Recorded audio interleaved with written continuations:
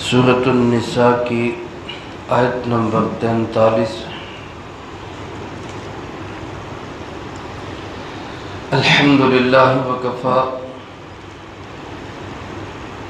وسلام علی عبادہ الذین اصطفی،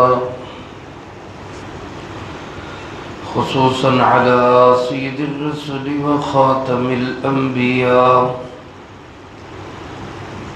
وعلى آلہ واصحابہ الاتقیاء۔ اما بعد فاعوذ باللہ من الشیطان الرجیم، بسم اللہ الرحمن الرحیم۔ وَإِن كُنتم مرضى أو على سفر أو جاء أحد منكم من الغائط أو لامستم النساء فلم تجدوا ماء فتيمموا صعيدا طيبا فامسحوا بوجوهكم وأيديكم إن الله كان عفوا غفورا۔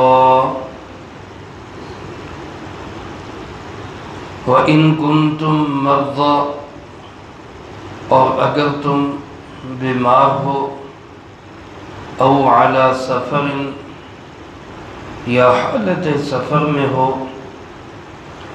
او جاء احد منکم من الغائط، یا تم میں سے کوئی ایک آئے بیت الخلاء سے، او لامستم النساء، یا تم مجامعت کر لو عورتوں سے، فلم تجدوا ماء، پھر تم پانی نہ پاؤ، فتیمموا صعیدا طیبا، تو تیمم کر لو پاک مٹی سے، فامسحوا بوجوہکم وایدیکم، مسح کرو اس کے ذریعے اپنے چہروں کا اور اپنے ہاتھوں کا، ان اللہ کان عفوا غفورا، بے شک اللہ پاک بہت ہی معاف کرنے والے اور بخشش کرنے والے ہیں۔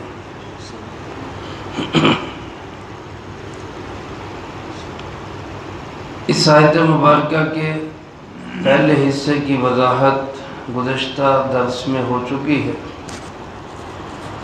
اللہ رب العالمین نے نماز کی بات کرتے ہوئے فرمایا، نماز ایسی حالت میں نہ پڑھو جب تم غفلت میں ہو، وہ غفلت چاہے نشے کی وجہ سے ہو تب بھی، کسی اور وجہ سے ہو تب بھی،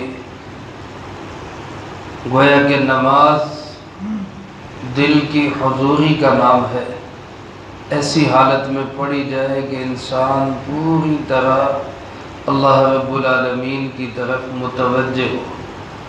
اللہ پاک مجھے آپ کو ایسی نماز کی توفیق نصیب فرمائے، اور اس کے ساتھ ہی فرمائے کہ حالت جنابت میں بھی نماز نہ پڑھو، طہارت کے ساتھ، پاکیزگی کے ساتھ اللہ کی بارگاہ کے اندر پیش ہو۔ میرے محترم دوستو، عزیز ساتھیوں، دیکھیں انسان کا وضو جب ٹوٹتا ہے یا غسل فرض ہوتا ہے اس پر، تو بظاہر جسم میں کچھ بھی محسوس نہیں ہوتا، کوئی کمی نہیں ہوتی جسم کے اندر، وہی جسم پہلے، وہی وضو کرنے کے بعد ہے، وہی حالت جنابت کی صورت میں جسم ہے، غسل کے بعد بھی وہی ہے۔ لیکن ایک اللہ رب العالمین کا حکم پورا کرنے پہ اللہ پاک کی طرف سے ہمارے جسم کو طہارت مل جاتی ہے، پاکیزگی مل جاتی ہے۔ 4 اعضاء کو دھو لیا، چہرہ دھو لیا، بازو دھو لیے، مسح کر لیا، پاؤں دھو لیے، ہمارا جسم پاک صاف ہو گیا۔ غسل فرض ہوا، پورے جسم پہ پانی بہا لیا، منہ بھر کے کلی کر لی، ناک میں پانی ڈال دیا، یہ 3 فرض پورے کر لیے ہمارے جسم پاک ہو گیا، طہارت حاصل ہو گئی۔ یہ حکم خدا بندی ہے، پورا کرنے پہ ہی اللہ ہمارے دل کو سکون نصیب فرما دیتے ہیں۔ میرے محترم دوستو، بعض اوقات ایسا ہوتا ہے کہ انسان کو پانی نہیں ملتا، یا وہ پانی کے استعمال پہ قادر نہیں ہوتا، بیماری کی وجہ سے یا کسی اور وجہ سے۔ ایسی صورتحال میں پھر پاکی کیسے حاصل کی جائے گی؟ اس کا طریقہ اللہ رب العالمین نے یہ ارشاد فرمایا کہ پاک مٹی سے تیمم کر لو، مٹی کے ساتھ تیمم کر کے بھی تم پاکی حاصل کر سکتے ہو۔ علماء نے اس کا طریقہ یوں لکھا ہے کہ مٹی پہ یا مٹی کی جنس کی کوئی بھی چیز، مٹی ہو، چونا ہو، پتھر ہو، کوئی ایسی چیز، اس پہ انسان ایک دفعہ سے ہاتھ مارے اور پھر ان دونوں ہاتھوں سے اپنے پورے چہرے کا مسح کر لے، جیسے پانی سے چہرہ دھوتے ہیں ایسے مٹی سے اس کا مسح کر لیں، اور پھر دوسری دفعہ ضرب لگائے اور پھر دونوں ہاتھوں کا یا ہاتھوں سے لے کے کونیوں سمیت یہ مسح کر لیں۔ بس اتنے عمل سے وہی پاکی حاصل ہوگی جو وضو سے پاکی حاصل ہوگی، اور اگر غسل فرض ہے تو اتنا ہی عمل کرنے سے پورا غسل بھی ہو جاتا ہے۔ کیسی رعایت اللہ پاک نے دے دی کہ بیمار ہے، غسل نہیں کر سکتا، تیمم کر لے، مسافر ہے، پانی نہیں مل رہا، یا کوئی اور وجہ ہے پانی نہیں مل رہا تو تیمم کر لے، اس سے بھی پوری پاکی حاصل ہوتی ہے۔ جب تک پانی کے استعمال پہ قادر نہیں، بے شک 10 سال بھی گزر جائے، مٹی سے پاکی حاصل کر کے نمازیں پڑھتا رہے، اللہ پاک اسی طرح اجر و ثواب عطا فرماتے ہیں۔ کیسی اللہ رب العالمین کی رحمت! اور پھر یہ رحمت خاص طور پر صرف حضرت محمد صلی اللہ علیہ وسلم کی امت کے ساتھ، میرے اور آپ کے ساتھ ہے۔ پہلی امتوں میں یہ تیمم کے آرڈر نہیں تھے، انہوں نے پاک ہونا ہوتا تو پانی سے ہی پاک ہوتے تھے، اس کے علاوہ کوئی شکل نہیں تھی۔ لیکن اس امت کو اللہ پاک نے یہ خصوصیت بھی عطا کی، اور یہ خصوصیت بھی ملی ہمیں حضرت سیدنا ابو بکر صدیق رضی اللہ تعالیٰ عنہ کی بیٹی سیدہ کائنات زوجہ محترمہ رسول اللہ صلی اللہ علیہ وسلم کا حرم پاک حضرت اما جان سیدہ عائشہ صدیقہ رضی اللہ تعالیٰ عنہ کی برکت۔ اللہ پاک نے تیمم کے آرڈر نازل فرمائے۔ حدیث پاک میں آتا ہے، فرمایا جعلت لی الارض مسجدا وطہورا۔ اللہ کے محبوب صلی اللہ علیہ وسلم نے ارشاد فرمایا، مجھے اللہ پاک نے 6 باتیں، 6 خصوصیات ایسی عطا فرمائی ہیں جو پہلے کسی کو نہیں ملی۔ مفہوم حدیث یوں ہے، ان میں سے 2 چیزیں یہ ہیں، فرمایا کہ اللہ نے زمین کو میرے لیے پاکی حاصل کرنے کا ذریعہ بنا دیا۔ آپ صلی اللہ علیہ وسلم کی امت اور آپ صلی اللہ علیہ وسلم کے لیے زمین بھی طہارت اسی طرح حاصل کرتی ہے، اسی طرح طہارت دیتی ہے جس طرح پانی انسان کو پاک کر دیتا ہے۔ اصل پاک کر دینے والی چیز تو پانی ہے۔ اللہ پاک فرماتے ہیں وَأَنزَلْنَا مِنَ السَّمَاءِ مَاءً طَهُورًا، ہم نے آسمان کی طرف سے وہ پانی اتارا جو پاک کر دینے والا ہے، نہایت پاک کر دینے والا ہے، پاکیزہ کر دینے والا ہے۔ تو اصل تو پاکی پانی سے حاصل ہوتی ہے، لیکن اس امت کو یہ خصوصیت عطا فرمائی گئی کہ پانی نہ ملے تو یہ مٹی سے بھی پاکی حاصل کر سکے۔ اور دوسرا فرمایا اللہ نے مجھے یہ خصوصیت عطا فرمائی کہ جعلت لی الارض مسجدا، ساری زمین اللہ نے میری امت کے لیے مسجد بنا دی۔ یعنی جہاں میری امت چاہے وہ نماز پڑھ لے۔ پہلی امتوں کی عبادت صرف عبادت خانے میں ہوتی تھی، اس کے علاوہ ان کی عبادت نہیں ہوتی تھی، لیکن امت مسلمہ کو یہ خصوصیت دی کہ جہاں نماز کا ٹائم ہو جائے بس جگہ پاک ہونی چاہیے، پاک جگہ سڑک پہ ہو، پاک جگہ کسی میدان میں ہو، پاک جگہ کسی ریلوے اسٹیشن کے پلیٹ فارم پہ ہو، کسی ایئرپورٹ ہوائی اڈے کے لاؤنج کے اندر ہو، کہیں بھی ہو، اذان دو، نماز پڑھ۔ اگرچہ مسجد کی نماز کو فرمایا کہ 25 گنا ثواب بڑھ جاتا ہے مسجد کی نماز میں، لیکن ضروری اور پابندی نہیں ہے۔ اگر انسان کو مسجد میسر نہیں تو کسی بھی جگہ پاک جگہ پہ وہ نماز ادا کر سکتا ہے۔ تو بہرحال اللہ پاک فرماتے ہیں اگر تم بیمار ہو، کوئی انسان بیماری کی حالت میں ہے، پانی استعمال کرتا ہے تو بیماری بڑھ جاتی ہے، یا پانی کے استعمال سے خدا نخواستہ ہلاکت کا اندیشہ ہے، ایسی صورتحال میں پاک مٹی سے تیمم کر کے نماز پڑھ سکتا ہے۔ اسی طرح فرمایا علی سفر، تم کسی سفر میں ہو اور سفر میں پانی مل نہیں رہا، دور دور تک پانی میسر نہیں۔ آپ صلی اللہ علیہ وآلہ وسلم اور صحابہ کرام رضی اللہ تعالیٰ مجمعین ایک سفر میں تھے، مسلم شریف میں یہ روایت موجود ہے۔ حضرت مولانا صوفی عبدالحمید سواتی صاحب رحمۃ اللہ علیہ نے معالم العرفان میں اس کو نقل کیا ہے۔ فرماتے کہ سفر میں پانی نہیں مل رہا تھا، پیاس بھی لگی ہوئی، وضو بھی کرنے۔ اسی اثناء میں ایک خاتون ایک اونٹ پر کافی پانی اس نے لادا ہوا وہ نظر آئی۔ اس سے پوچھا کہ بھائی بی بی یہاں پانی کہاں ملے گا؟ اس نے کہا پانی تو بہت دور ہے، میں بھی کہیں میلوں دور سے اپنے بچوں کے لیے لے کے آ گئی۔ تو اس سے کہا گیا کہ بھائی ہمیں کچھ پانی دے دو، مسافر ہیں۔ اس نے کہا میرے پاس تو پانی تھوڑا ہے، میں بچوں کے لیے لے کے جا رہی اور پھر پتہ نہیں کب ملے گا کب نہیں ملے گا۔ تو آپ صلی اللہ علیہ وسلم نے فرمایا بس تم ہمیں اجازت دے دو، مفہوم حدیث یوں ہے ہم تمہارا پانی استعمال نہیں کریں گے، تمہارا پانی اتنا ہی رہے گا، تم ہمیں صرف اجازت دے دو۔ اس نے کہا ٹھیک ہے۔ تو مشکیزے میں نیچے سے ایک سوراخ کیا گیا اور اس میں سے پانی تمام صحابہ جتنے بھی آپ کے ساتھ تھے رضی اللہ تعالیٰ مجمعین انہوں نے پیا، وضو کیے، سیراب ہوئے اور آپ صلی اللہ علیہ وسلم نے پیا، لیکن آپ نے فرمایا چیک کر لو تمہارے مشکیزوں میں پانی پہلے جتنا تھا اتنا ہی اب بھی ہے۔ اللہ نے ہمیں اپنی قدرت سے یہ پانی عطا فرما دیا۔ اس خاتون نے جا کے اپنے علاقے میں یہ سارا قصہ بیان کیا۔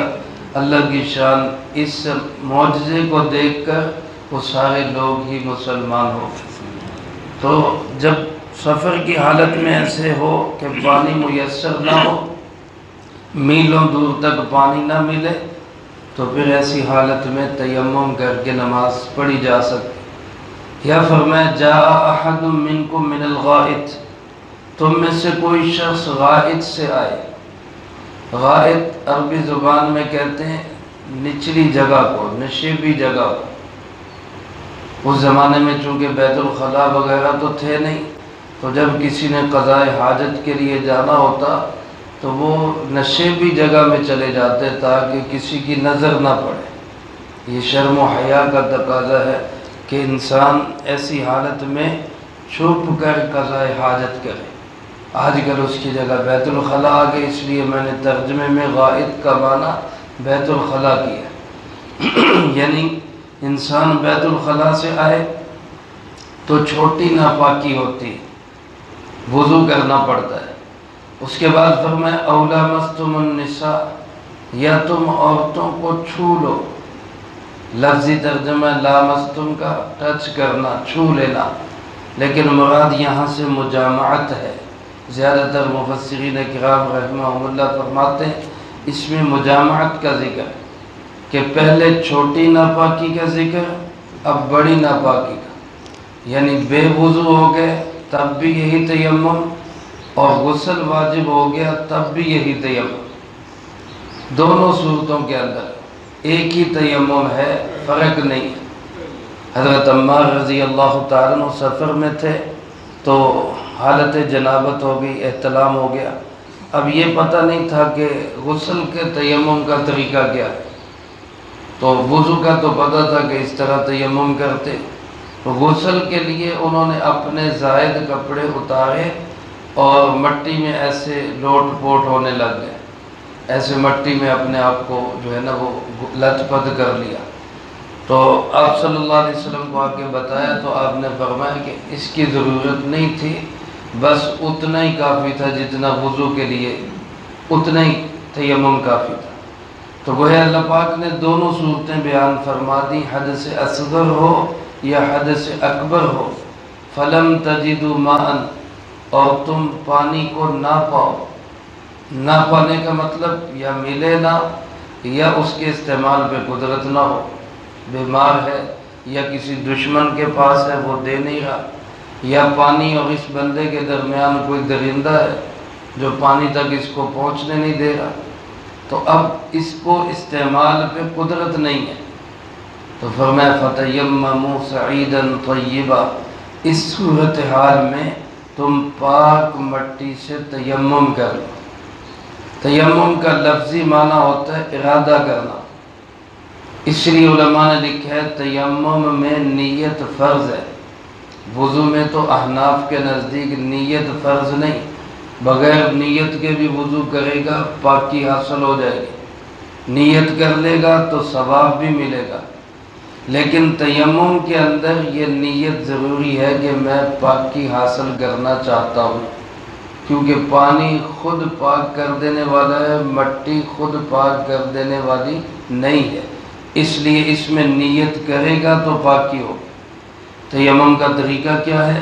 فرمایا فَامْسَحُوا بِوُجُوهِكُمْ وَأَيْدِيكُمْ، اپنے چہروں کا مسح کرو اور اپنے ہاتھوں کا مسح کرو۔ بعض فقہا فرماتے ایک ہی ضرب سے دونوں مسح کرنے، لیکن احناف کے نزدیک ایک ضرب چہرے کے لیے ہوگی اور ایک ضرب دونوں ہاتھوں کے لیے ہوگی، اور اس طرح مسح کیا جائے گا تو پاکی حاصل ہو جائے گا۔ اب اگر کسی کی طبیعت میں یہ انقباض پیدا ہو، گھٹن ہو کہ مجھے تسلی نہیں ہو گئی، تو پانی سے پاکی حاصل کر کے تسلی ہوتی ہے، وہ تیمم سے تسلی نہیں ہو گئی، اللہ پاک فرماتے اس بات پہ یقین رکھو کہ اللہ بہت معاف کرنے والا، بڑا ہی بخشنے والا ہے۔ اسی نے یہ رعایت دی ہے کہ جب پانی نہ ملے یا اس کے استعمال پہ قادر نہ ہو تو مٹی سے پاکی حاصل کر لو، لہذا طبیعت میں کوئی گھٹن ہونی نہیں چاہیے،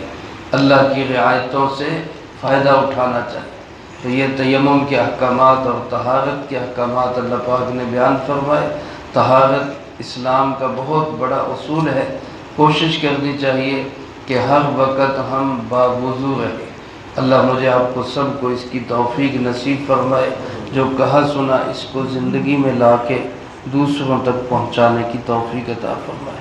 اللہم انت السلام ومنک السلام، تبارک ربنا وتعالیت یا ذا الجلال والاکرام۔ اللہم اعنا علی ذکرک وشکرک وحسن عبادتک۔ اللہم احسن عاقبتنا فی الامور کلها واجرنا من خزی الدنیا وعذاب الآخرہ۔ اللہم واقیتا کواقیت الولید، اللہم استر عوراتنا وآمن روعاتنا۔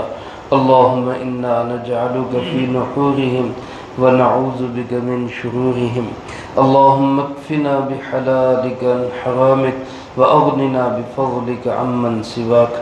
اللہم اکفنا کل مہم من حیث شئت ومن این شئت۔ رب اغفر وارحم وانت خیر الراحمین۔ رب ارحمہما کما ربیانی صغیرا۔ اللہم اجعل حبک احب الاشیاء الی واجعل خشیتک اخوف الاشیاء عندی، واقطع عنی حاجات الدنیا بالشوق الى لقائک، وإذا أكررت أعين أهل الدنيا من دنياهم فأكرر عيني من عبادتك۔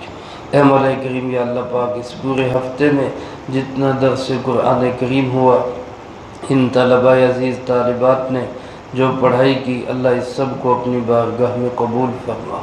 اے اللہ ان تمام احباب نے جو جو اعمال کیے، اللہ پاک تلاوت ہوئی، نماز پڑھی، صدقہ خیرات کیا، جو بھی نیکی کا عمل ہوا، سب کو اپنی بارگاہ میں قبول فرما۔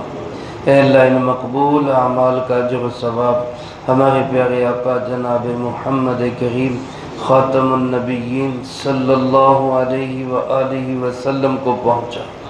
آپ علیہ السلام کو ہم سب کی طرف سے بہترین جزائے خیر نصیب فرما۔ آپ کے توسل و تصدق سے تمام انبیاء، تمام صحابہ، تمام اہل بیت، ازواج مطہرات، بنات اطہار، نبی پاک صلی اللہ علیہ وآلہ وسلم کی امت کے وہ تمام لوگ جو اس دنیا سے جا چکے، جو موجود ہیں، جو قیامت تک آئیں گے، اللہ سب کو اس کا اجر و ثواب نصیب فرما۔ بالخصوص حاضرین مجلس میں سے جس کے جو عزیز و اقارب، رشتہ دار، دوست، احباب، اساتذہ، مشائخ، والدین اس دنیا سے جا چکے، اللہ ان سب کو اس کا اجر و ثواب نصیب فرما۔ خاص طور پہ ہمارے محترم قاری انیس الرحمن صاحب جن کی نسبتی ہمشیرہ کل انتقال فرما گئی، اسی طرح ہمارے بھائی صابر تاج صاحب، اویس تاج صاحب جن کی والدہ محترمہ کل پرسوں انتقال فرما گئی، اللہ پاک ان کو اس کا اجر و ثواب نصیب فرما۔ تمام مرحومین کی قبور کو جنت کا باغ بنا، سب کے درجات کو بلند فرما، سیئات کو حسنات سے تبدیل فرما، کروٹ کروٹ چین سکون اطمینان نصیب فرما، اگلی تمام منزلیں سب کے لیے آسان فرما۔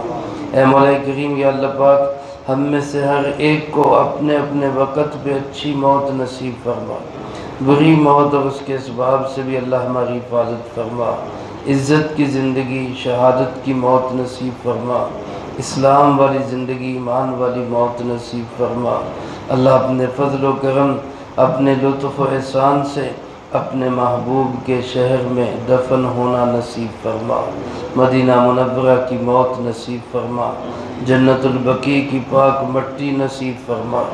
اے مولا کریم یا اللہ پاک اپنی رضا والے اعمال کی توفیق عطا فرما۔ یا اللہ جتنے مسلمان بیمار ہیں، گھروں میں، اسپتالوں میں، سب کو صحت و سلامتی نصیب فرما۔ اے اللہ پاک ہر ایک کو تندرستی عطا فرما، جو پریشان حال ہیں سب کی پریشانیوں کو دور فرما، مقروضوں کو قرضوں کے بوجھ سے رہائی نصیب فرما، بے اولادوں کو نیک صالح اولاد نصیب فرما، ہمارے عزیزوں کا